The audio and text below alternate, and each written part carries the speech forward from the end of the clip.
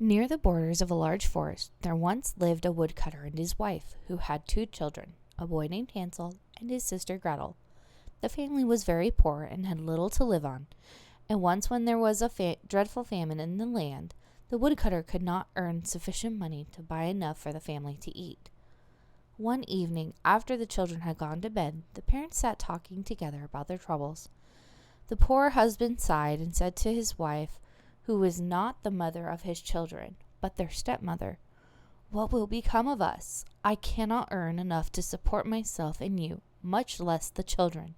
What shall we do with them, so that they do not starve?" "I know what to do, husband," she replied. "Early tomorrow morning we will take the children for a walk across the forest and leave them in the thickest part. We will light a fire and give each one a piece of bread. Then we will leave them alone. They will never find the way home again. You can be sure of it, and then we shall only have to work for ourselves." "No, wife," said the man, "that will never do. How could I find it in my heart to leave my children all alone in the forest, where the wild animals would come quickly and eat them?" "Oh, you fool," the wife said.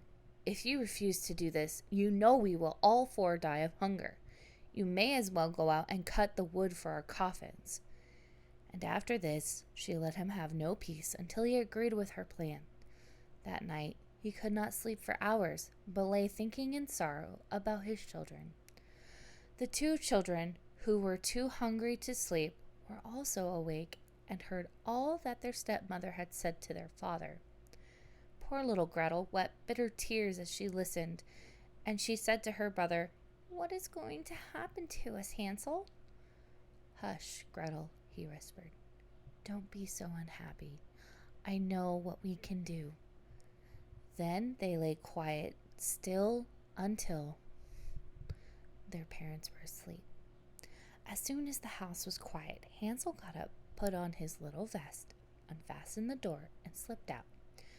The moon was shining brightly, and the white pebble stones that lay outside the cottage door glistened like new silver money. Hansel stepped down and picked up as many of the pebbles as he could stuff into his little pockets. Then he went back to Gretel and said, "Don't worry, my dear little sister. Sleep in peace. Heaven will take care of us." Then Hansel laid himself down again in his bed and slept until morning came. As soon as the sun rose, the stepmother hurried to wake the 2 children and said, "Get up, you lazy bones, and come into the forest with me to gather wood for the fire."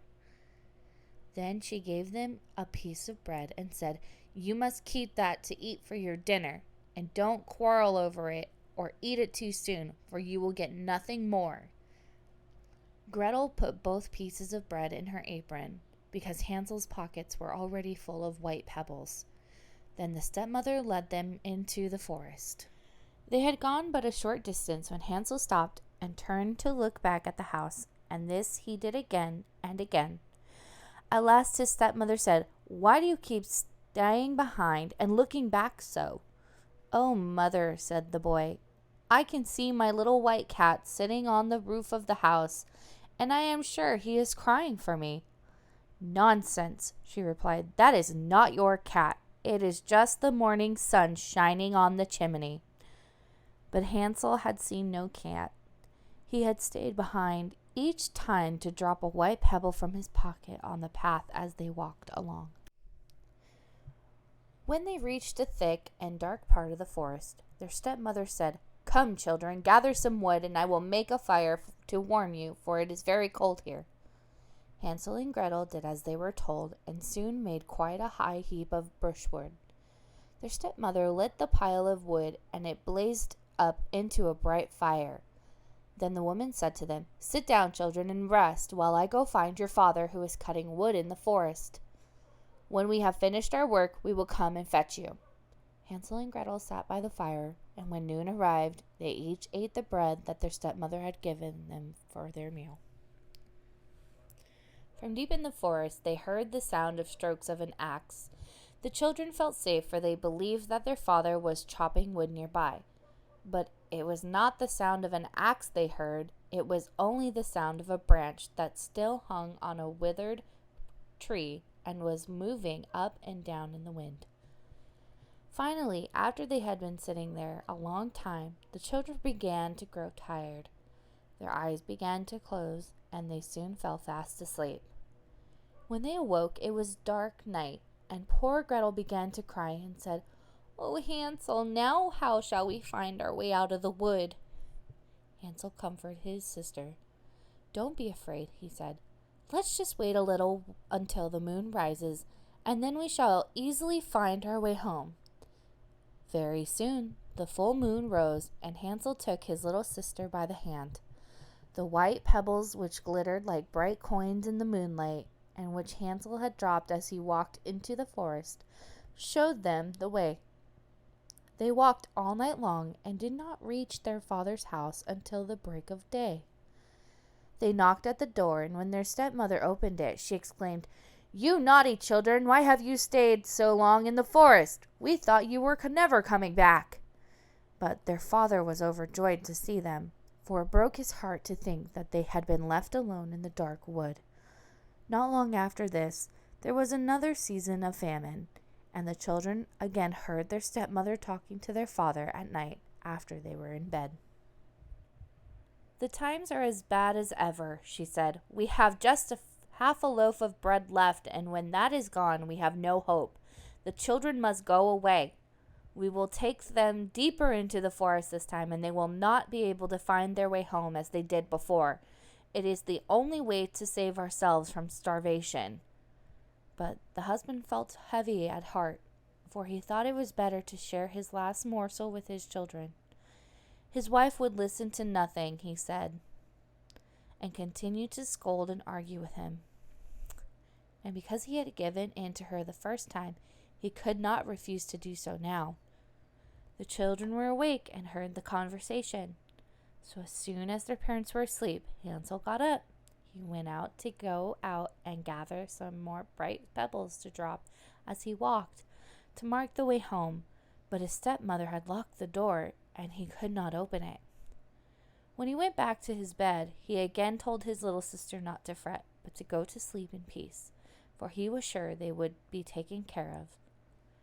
Early the next morning, the stepmother came and pulled the children out of bed, and when they were dressed, gave them each a piece of bread for their afternoon meal, smaller pieces than they had been given before.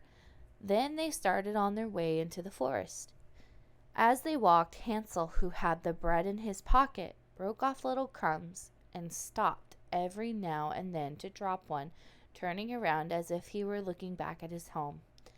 "Hansel," said the stepmother, "what are you stopping for? Come along."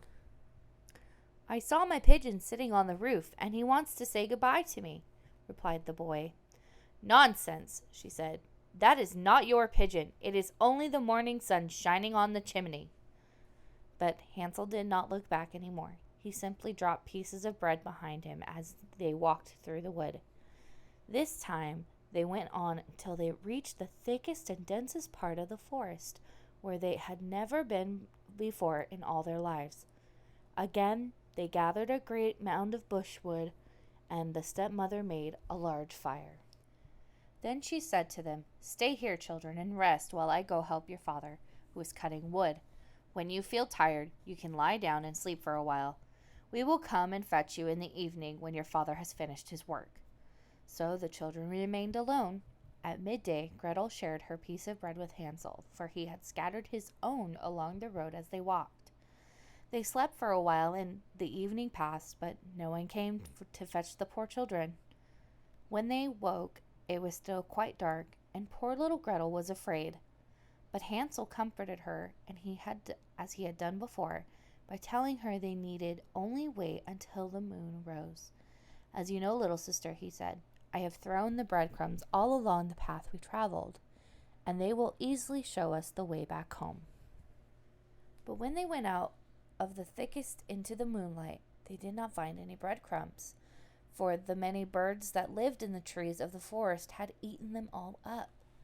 Hansel tried to hide his fear and said to his little sister, "Cheer up, Gretel. We shall find our way home even without the breadcrumbs. Let's try." But they could not. They wandered about the whole night and the next day from morning until evening. but they could not find their way out of the wood. They were so hungry that it had not been for the few berries they picked, they might have starved. The children finally grew so tired that their poor little legs could carry them no further, so they laid themselves down under a tree and went to sleep. When they awoke, it was the third morning since they had left their father's house. They tried again to find their way home, but it was no use. They walked only deeper into the wood. They knew that if no help came, they would soon starve. At midday, they saw a lovely snow-white bird sitting on a branch of a tree. It sang so beautifully that they stood still to listen. When the bird finished his song, he spread his wings and flew in front of them. The children followed him until at last they saw a small house in the distance. The bird flew up on the roof. But how surprised were the boy and girl when they came near to find that the house was built of gingerbread and decorated with sweet cakes and tarts with windows made of sugar. "Oh!" exclaimed Hansel, "let us stop here and have a splendid feast. I will have a piece from the roof first, Gretel, and you can eat some of the sugar window, which will taste so sweet and nice." Hansel stood on tiptoe and broke off a piece of the gingerbread. He ate with all his might, for he was very hungry. Gretel sat on the doorstep and began munching on a piece of the window. Suddenly a gentle voice came out of the cottage. "Nibbling, nibbling like a mouse, who is eating my little house?" The children then answered, the wind, only the wind," and they continued eating as if they never meant to stop. Hansel, who found that the cake on the roof tasted very good, broke off another large piece. Gretel had just taken out a whole pane of sugar from the window and sat down to eat it when the door opened and a strange old woman came out. Hansel and Gretel were so frightened that they dropped the sweets they held in their hands. But the old woman only shook her head at them and said, "Ah, you dear children, who has brought you here? Come in and stay with me for a little while. No harm shall come to you." Offering them cakes and cookies, she led them into the house for supper. The old woman gave them plenty to eat and drink, pancakes and sugar, milk, apples, and nuts. When evening came, Hansel and Gretel were given a little bed with white curtains, and when they lay down, they felt they were in heaven.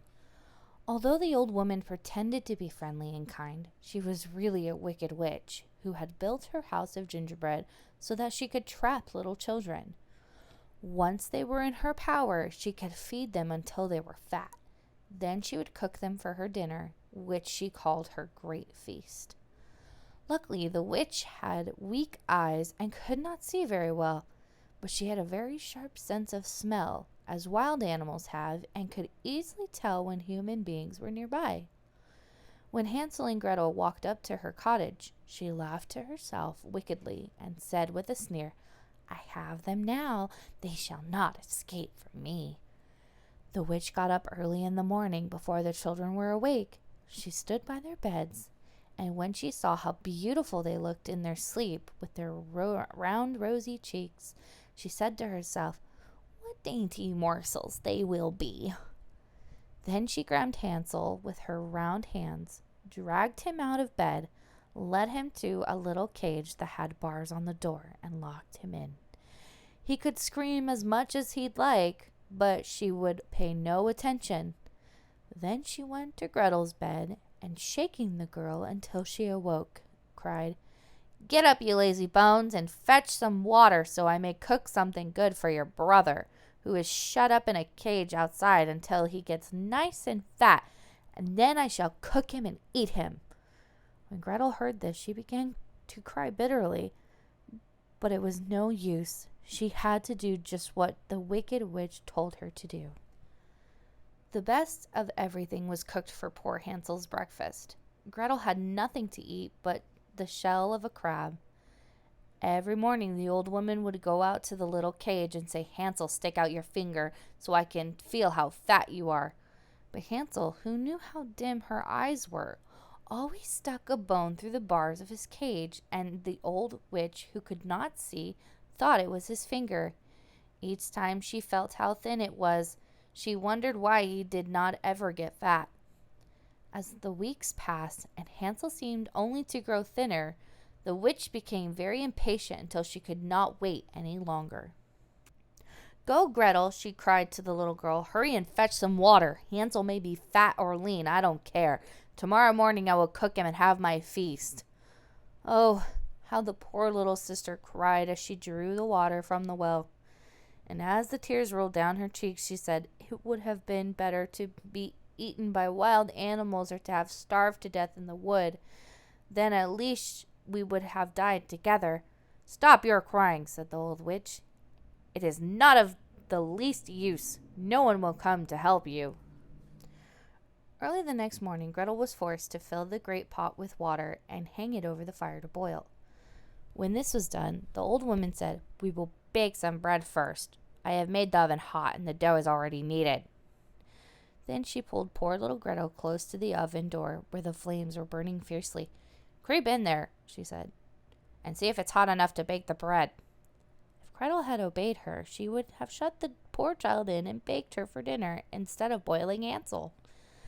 But Gretel guessed what the witch wanted to do and said, "I don't know how to get in through that narrow door."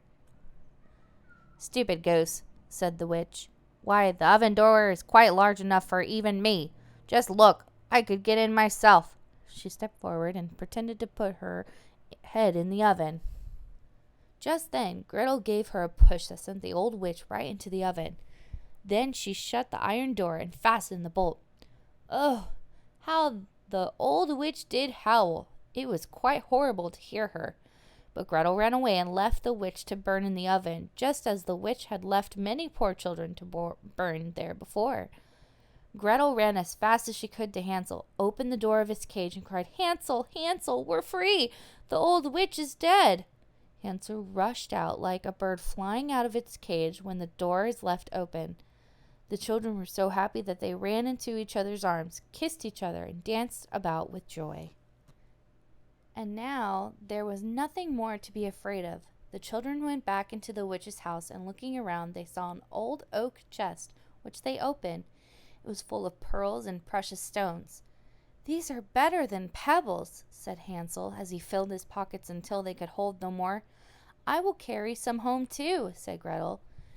And she filled her apron, which held quite as much as Hansel's pockets. "Now we must go," he said, "and get away as soon as we can from this enchanted forest." They had been walking for nearly 2 hours when they came to a large body of water. "What shall we do?" asked Hansel. "We can't get across, and there is no bridge of any sort." "Oh, here comes a boat!" cried Gretel. But she was mistaken. It was only a white duck which came swimming toward the children. "Perhaps she will help us across if we ask her," said Gretel, who then began to sing out, "Little duck, do help poor Hansel and Gretel. There is not a bridge nor a boat. Will you let us sail across on your white back?" The duck came near the bank as Gretel spoke, so close indeed that Hansel could seat himself on its back. He wanted his little sister to sit on his lap, but she said, "No, we will be too heavy for the kind duck. Let her take us across the water one at a time." The good creature did as the children wished. She carried Hansel over first, and then came back for Gretel. And then how happy the children were to find themselves in part of the wood that they remembered quite well. As they walked on, the wood grew more and more familiar until, at last, they caught sight of their father's house. Then they began to run, and rushing inside, they threw themselves into their father's arms. Poor man, he had not had a moment's peace since his wife had left his children in the forest. Now he was full of joy at finding them safe and well again. And they had nothing more to fear, for their wicked stepmother had died. But how surprised the poor woodcutter was when Gretel shook out her little apron and scattered glittering pearls and precious stones about the room. And Hansel pulled handful after handful from his pockets. From this moment, the father's sorrow was at an end, and he lived in happiness with his children for the rest of his long life.